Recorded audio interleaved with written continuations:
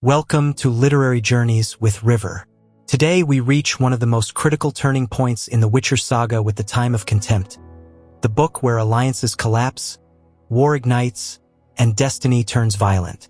Remember, this video is only a summary, not the full book, created to help you understand the key events and character transformations without reading the entire novel. If you enjoy this content, make sure to subscribe and turn on notifications. And tell us in the comments where you're watching from. Your engagement helps YouTube recommend the video and grow the channel. Let's get started. Chapter 1. Applegat, a veteran royal messenger, returns to his trade after years of neglect, riding through dusty and perilous roads. Gifted with a golden head for memorizing secret messages and an iron backside for enduring long days on horseback, Applegat senses a shift in the world. Kings no longer trust sorcerers to communicate. On his journey, he crosses tense territories filled with troops, whispers of war, and the looming shadow of the Scoia'tael. At an inn, he hears disturbing news about military conflicts, pogroms against non-humans, and most shockingly, the death of Princess Cirilla, heir to Cintra. In a mysterious encounter, a green-eyed girl cryptically warns him of danger and gray feathers. As he rides away, her words haunt him. What began as a simple war dispatch soon feels like a darker omen, where nothing is as it seems. Applegat arrives at a road blocked by a creature that spread terror and death. He learns from two old men and a boy that a witcher has slain the beast. It is Geralt of Rivia, the legendary White Wolf. As soldiers haul the corpse of the monstrous manticore, the boy proudly recounts how the witcher demanded 200 crowns for the job. Geralt, resolute, refused to negotiate and displayed his deadly combat skills. After the encounter, he travels to Dorian, where he meets Codringer, a lawyer who is more of an information mercenary. In his hidden office, Geralt pays for intel on Rience, a killer pursuing him. The lawyer reveals connections between the criminal and an unknown mage, possibly tied to Nilfgaard. He also hints that the northern kingdoms attempted to eliminate Ciri out of fear of her lineage. The Witcher demands protection for the girl, but Codringer proposes a sinister plan to replace her with another. Geralt refuses. Codringer introduces his partner Fen, a scholar with legal expertise, who explains why Ciri poses a political threat. Her lineage, though disputed, still makes her a coveted piece. Spies fear she may fall into Nilfgaardian hands. The duo plans to discredit her claim to the throne by spreading rumors of illegitimacy based on her parents' marriage. Geralt, unwavering, demands useful information, not intrigue. Codringer speaks of the prophecy of the Elder Blood, linking Ciri to a danger feared by multiple factions. Though the Witcher rejects corrupt schemes, he accepts the risks of political games. Meanwhile, Ciri and Yennefer travel toward Gor's Villain, hunted by assassins. In the village of Anchor, Geralt kills 3 mercenaries in brutal combat. Applegat continues his route but is killed by an elven arrow while carrying a crucial message that could have stopped a war. The Time of Contempt has begun. Chapter 2. Ciri and Yennefer pass through a forest where elven corpses hang as a brutal warning to the Scoia'tael. The stench forces them to hasten their steps until they glimpse Gor's Villain, a coastal city of towers, clamor, and hidden tension. Before entering, Yennefer transforms herself with Glamoury, an elixir that renders her hypnotic to all eyes. Ciri, upset at not being allowed to use magic, must cover her hair to avoid recognition. At the gate, the sorceress's beauty avoids any inspection. Once inside, their destination is revealed. Thanedd, but first, a stop at the bank of Molnar Giancardi, an influential dwarf. There, amid racial tensions and financial unrest, they speak of rising taxes and war preparations. Ciri listens silently, learning that Yennefer has paid for her admission to Aretuza. Surprise turns to anger when she realizes she will be sent away to study, without seeing Geralt. Her disillusionment begins to fracture her hopes. While Yennefer and Giancardi discuss numbers and favors, Ciri tries to grasp her fate. The sorceress has financed her schooling and arranged support for Geralt, yet Ciri feels displaced, just another piece moved by others. Giancardi suggests she explore the city with Fabio Sachs, a young and nervous guide. Yennefer gives her a magical amulet for protection and reminds her to return on time. With Fabio, Ciri explores Gor's Villain. The walls, the port, the bustling market, the view of Thanedd Island and the magical school of Aretuza. From a distance, she describes it as both a fortress and a cage. The guide tells her about the fair and mentions Geralt, seen near Hirundum, igniting her fragile hope of escape. But that hope dangles by a thread of fantasy. Resentment builds within her, entwined with anxiety over the unknown. Freedom feels ever more distant.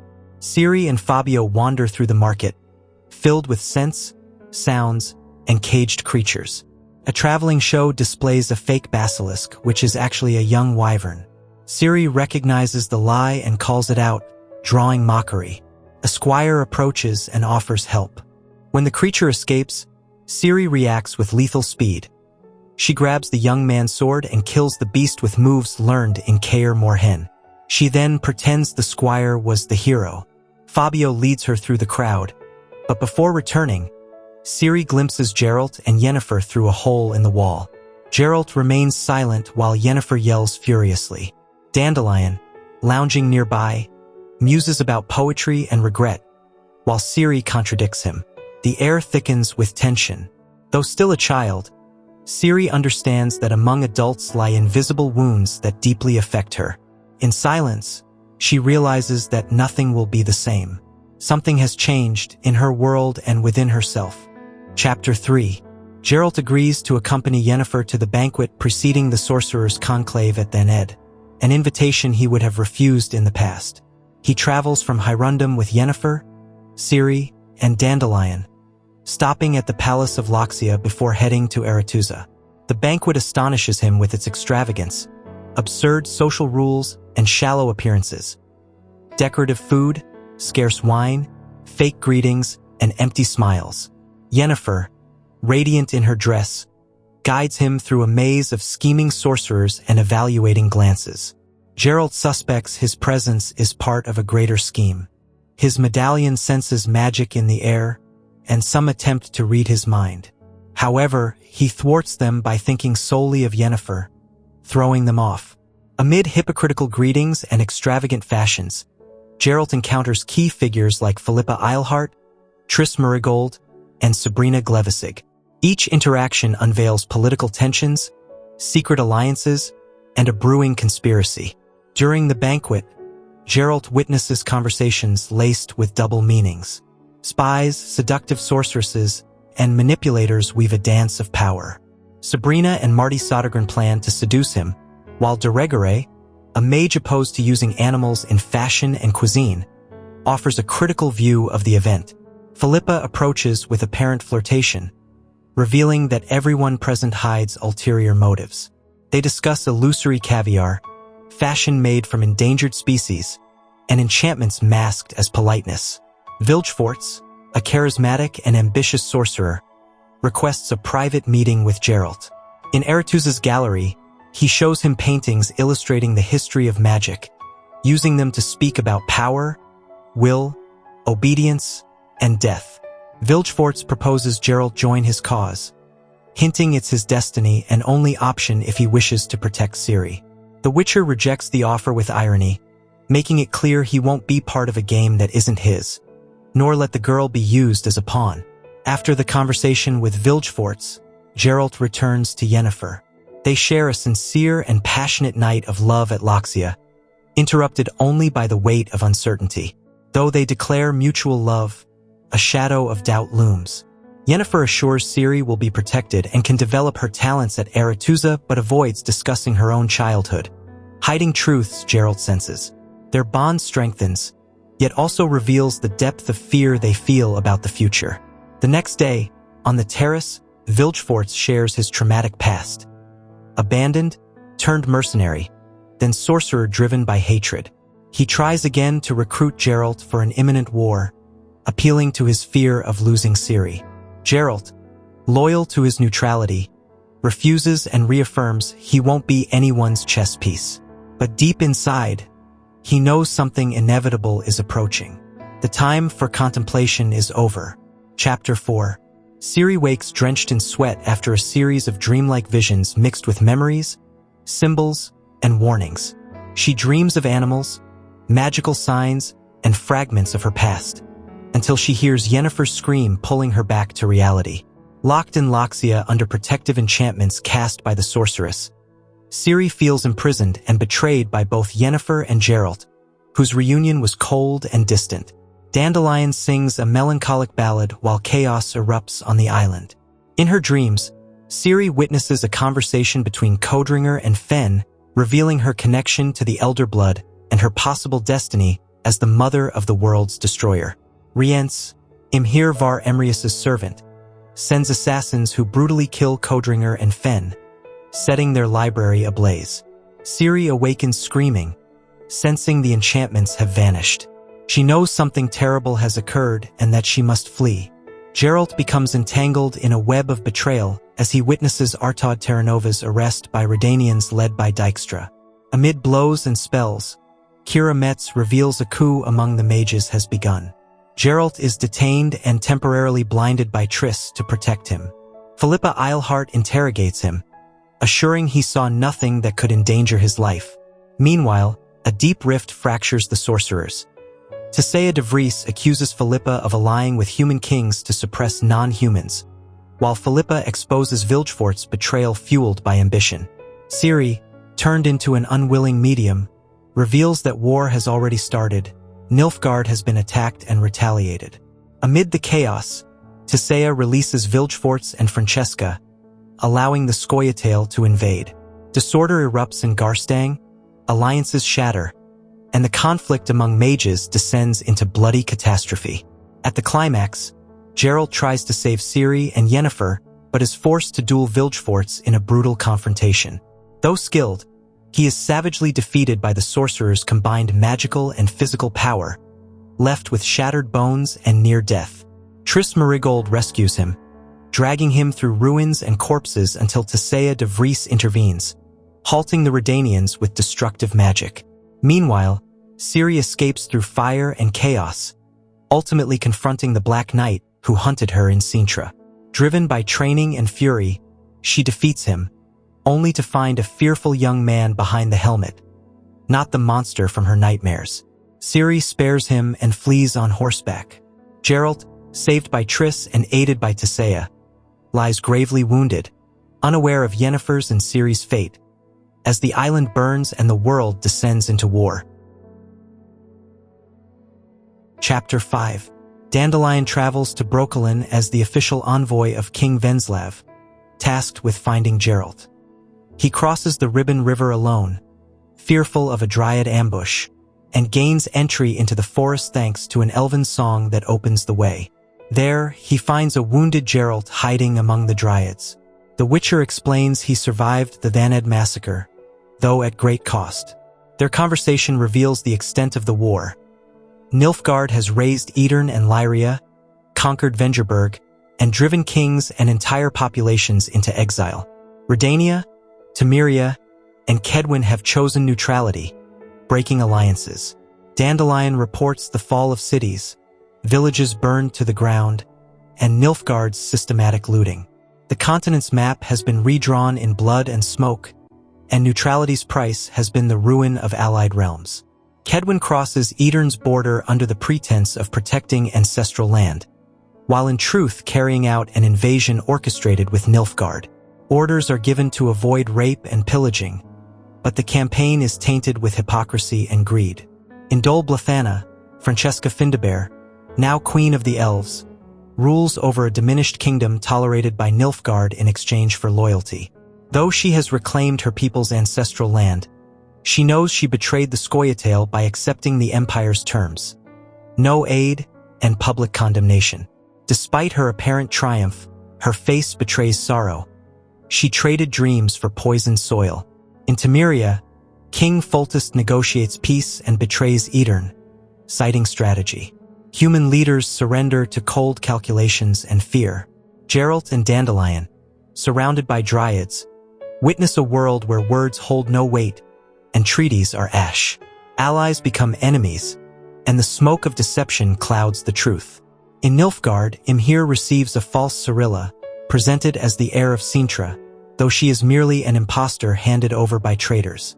The Emperor uncovers the ruse and vows to find the real Ciri, deploying every resource he has. He orders the capture of Rience and Care and sends his finest agents to hunt Vilgefortz, now considered a traitor. Meanwhile, the real Ciri, still missing, has become the focal point of ambitions, betrayals, and manipulations. Imhir decides to maintain the charade with the fake Ciri, using her as a political pawn. The nobility whispers, but no one dares challenge the Emperor.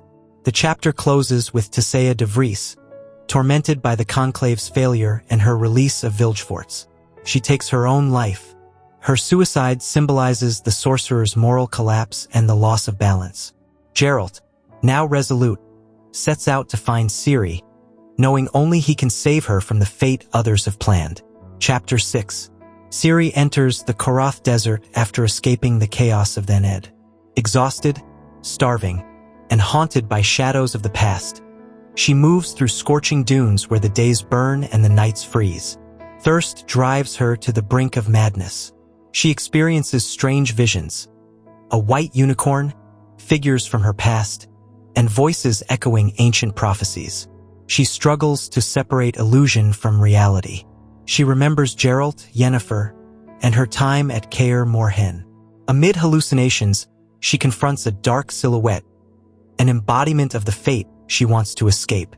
Her body collapses under the heat and nightmares. She crawls. Despite the suffering, something within resists. She refuses to die. The desert, unforgiving, offers no mercy. But the blood in her veins is not ordinary. Her lineage responds, and the girl begins to be reborn in fire, sand, and pain. The unicorn reappears, this time real, wounded and as disoriented as she is. Ciri names him Little Horsewhinny, and despite initial fear, they learn to trust each other. Together they survive false oases, scorpion attacks, and impossible temperatures. Ciri, weakened but stubborn, hunts with her sword, cares for the animal, and shares her few resources. At night, she speaks to the creature, imagining replies that help shape her thoughts. The unicorn becomes symbolic, companion, hope, and mirror of her fragility. Ciri enters a trance, speaks unknown languages, and references white fire, white frost, and other elements of prophecy. The unicorn grows afraid and flees. When she wakes alone, Ciri descends into despair. She weeps, curses fate, and refuses to accept a destiny imposed upon her. She begins rejecting the words others have placed in her mouth. She decides destiny will not rule her. Dehydrated, burned, and feverish, Ciri is stung by a scorpion. The venom triggers a vision in which she meets herself, divided between helpless child and woman marked by death. She crosses a mental threshold and sees the future. Wars, destruction, and rivers of blood spilled in her name. In the midst of her delirium, the unicorn returns, now healed, and approaches without fear. Recognizing the danger, he uses magic to save her. The creature now understands that Ciri carries ancient, unpredictable, and terrifying power. The girl survives. She transforms. Her gaze loses its innocence. When she emerges from the desert, she is no longer a child. She has crossed an invisible boundary and now walks with newfound resolve. Her soul, touched by fire and visions of the inevitable, has hardened, and deep within, hatred has taken root. Ciri no longer runs. She waits. Chapter 7. Ciri is captured by bounty hunters after crossing the Korath desert, weakened and stripped of her magic. Pretending to be mute, she carefully observes her captors and their intentions. She learns that a Nilfgaardian prefect has placed a bounty on her, making her capture valuable. During a stop, she witnesses a bloody duel between two rival knights. One dies, the other is left severely wounded. Amid the chaos, Ciri attempts to escape but is caught and brutally punished by Skamlik. They bring her to Gleiswin, a hostile Nilfgaardian settlement, where they seek refuge in a tavern filled with soldiers and criminals. There, Ciri finds Kaylee, a youth tied to a post, member of the gang known as the Rats. While the men haggle over rewards, Ciri plots his escape. Seizing a moment of carelessness, she cuts the boy's bindings just before the rest of the gang storms in. Amid the violence, Ciri chooses to fight. The tavern erupts in chaos. Blood, fire, and steel everywhere. The Rats, Kaylee, Giselher, Mistel, Reef, Iskra, and Assi, arrive to rescue their friend. Ciri joins in, saving Kaylee, dodging attacks, and confronting Skamlik using moves learned in Kaer Morhen. Though she could have killed him, she hesitates. The bandits are impressed by her skill and invite her to flee with them. Ciri rides with the gang, crossing the Velda River and proving her combat prowess, though she still shows fear and uncertainty when it comes to killing. After the escape, the group debates her fate. Ciri, unsure, chooses to stay for now. They give her a name, Falka. Thus begins her transformation. The fugitive girl finds shelter among murderers. That night, Kaylee tries to assault her, but Mistel intervenes and later comforts Ciri with an intimacy that blurs tenderness and confusion. Ciri accepts the closeness, feeling less alone, immersed in a new world ruled by violence and loyalty. At dawn, Ciri reflects bitterly on the events. She washes in the river with fury, trying to cleanse herself of what is now part of her. The narration reveals the backgrounds of the Rats, each marked by war, abandonment, and vengeance.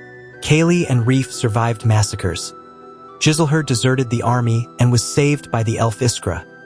Mistel was captured and violated before being rescued by Assi, all found in crime a way to survive. Bound by hatred for a world that cast them out, they form a feared gang, cruel but loyal to each other. Ciri, like them, is a child of the Time of Contempt. The chapter closes with the prefect of Amarillo receiving word of a seventh member among the Rats. Though he suspects her identity, Imperial Coroner Stefan Skellen, Tawny Owl, orders them all executed without exception, secretly knowing who the seventh is. The name Falka begins to awaken dangerous echoes. This brings us to the end of the Time of Contempt, the book where neutrality dies and every choice carries lasting consequences. Thank you for joining this literary journey. If the summary helped you, don't forget to subscribe, like, and share it with someone who wants to understand the true breaking point of the Witcher saga. Now tell us in the comments, what shocked you the most? The Thanedd massacre or Ciri's transformation into Falka?